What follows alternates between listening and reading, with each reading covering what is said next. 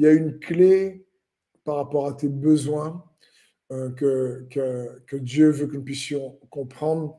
C'est quand tu as des besoins et que tu aimerais que Dieu puisse y répondre, eh ben, je t'encourage à aussi prier pour les besoins des autres.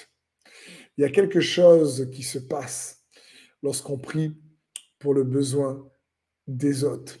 Et donc, voilà peut-être un principe puissant pour que tu puisses recevoir la percée dont tu as besoin. C'est ce que Job a fait au verset 42, verset 10. La Bible dit, l'Éternel rétablit la situation de Job quand celui-ci eut prié pour ses amis.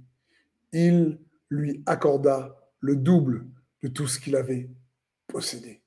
C'est juste impressionnant. Un principe pour que Dieu vienne restaurer ce que l'ennemi t'a volé, c'est que tu puisses aussi considérer le besoin des autres, de tes amis, de ceux qui t'entourent. Pourtant, les amis de Job ne l'ont pas vraiment aidé dans sa souffrance, mais la parole de Dieu est claire. L'Éternel rétablit la situation de Job quand celui-ci eut prié pour ses amis.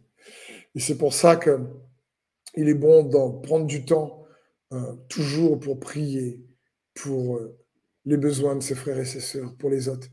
Comme on le fait le matin, comme en général, j'aime prendre du temps aussi pour prier pour vous, comme on le fait lorsqu'on on prend du temps dans la journée ou peut-être pour toi, c'est peut-être le soir ou je ne sais pas.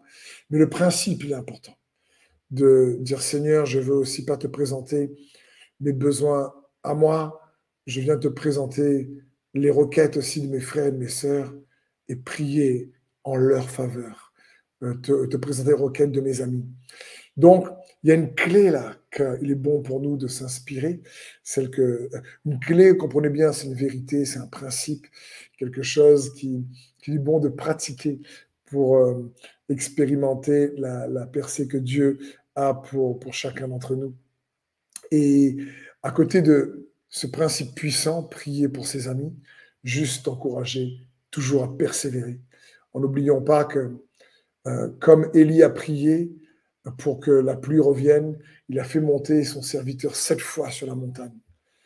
Si le serviteur s'était arrêté à 5 fois, à 6 fois, à 4 fois, il n'aurait pas vu que la pluie allait arriver. Et Élie a persévéré.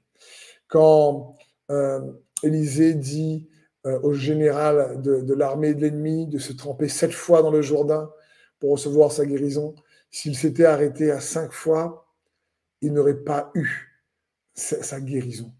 Donc peut-être que tu ne te rends pas compte, mais tu es déjà en train de faire les bonnes choses. Le résultat n'est pas encore là, mais continue. Ça va arriver. Tu es en train de faire des choses justes. Tu ne vois pas encore les choses arriver. Continue, ça va arriver. Peut-être que tu pries, oui, pour les autres et tu dis, Seigneur, moi, je n'ai pas encore été rétabli. Continue. Dieu va te restaurer. Il va rétablir.